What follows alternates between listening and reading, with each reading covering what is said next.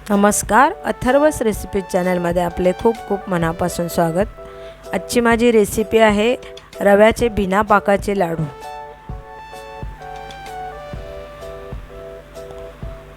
तर रेसिपीला सुरुवात करायची आहे करते।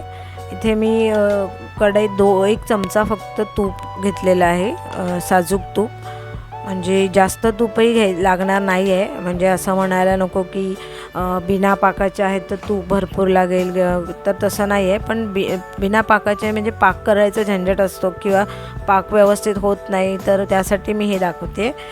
तर मी इथे 2 पेले बारीक रवा घेतलेला आहे। बारीक रवा जर नसेल तर आपण मिक्सरमध्ये सुद्धा बारीक करून घेऊ शकतो। तर अशा पद्धतीने मी 2 पेले रवा घेतलेला आहे आणि हा मी खरपूस भाजून घेणार आहे।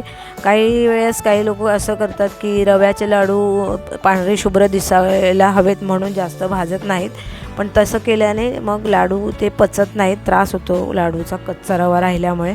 तर मी इथे रवा खरपूस असा भाजून घेतलेला आहे। तुम्ही बघू शकता कलर बदलला आहे रव्याचा। आणि आता हा मी रवा मोठ्या पसरट भांड्यात काढून घेते।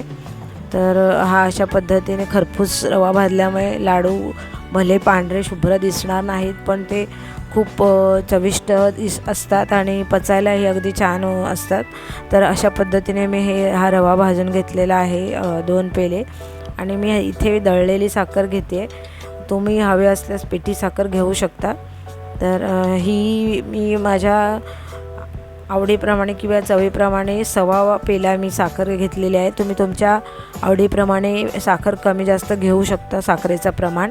तर इथे रवा गरम असल्यामुळे मी ह्या पेल्यानेच ही साखर मिक्स करून घेते आणि गुठळ्या वगैरे त्याच्या असतील त्या फोडून घेते, मोडून घेते गुठळ्या रव्यातल्या आणि साखरेतल्या।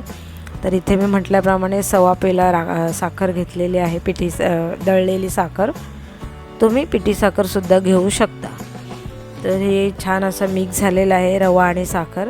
आता मी ह्याच्यात 1 चमचा वेलची जायफळ पावडर घालणार आहे। मी नेहमी वेलची जायफळ पावडर मिक्स करून बनवते, तर ही त्या पद्धतीने मी वेलची जायफळ पावडर घातली। आणि थोडेसे माझ्याकडे ड्रायफ्रूट्स होते, म्हणजे बदाम आणि चारोळी। तर तुम्ही तुमच्या आवडीप्रमाणे कोणते ड्रायफ्रूट्स हवे असतील तर घेऊ शकता, नाही घातले तरी चालतात। आणि इथे मी तूप घेतलेलं आहे, साजूक तूप गरम करून घेतलेलं आहे वितळवून।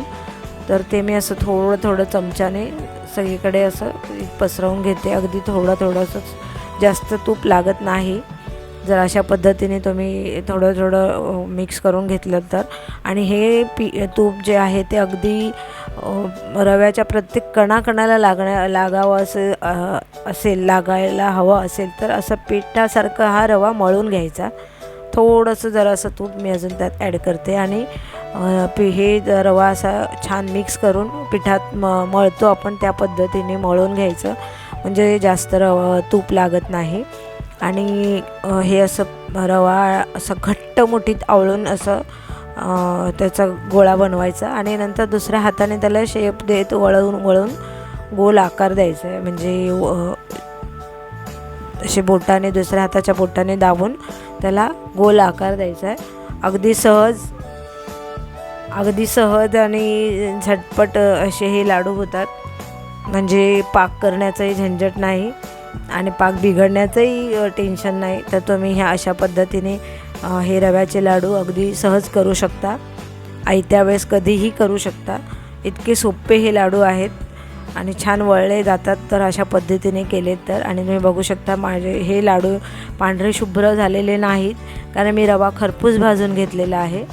तर हे अशा पद्धतीने तुम्ही रव्याचे बिना पाकाचे लाडू सहज आणि अगदी झटपट करू शकता, कधीही आयत्या वेळेस। तर अशा प्रकारे तुम्ही करून बघा आणि माझ्या व्हिडिओला लाईक आणि शेअर करून अथर्वस रेसिपी चॅनलला जरूर सबस्क्राईब करा। धन्यवाद।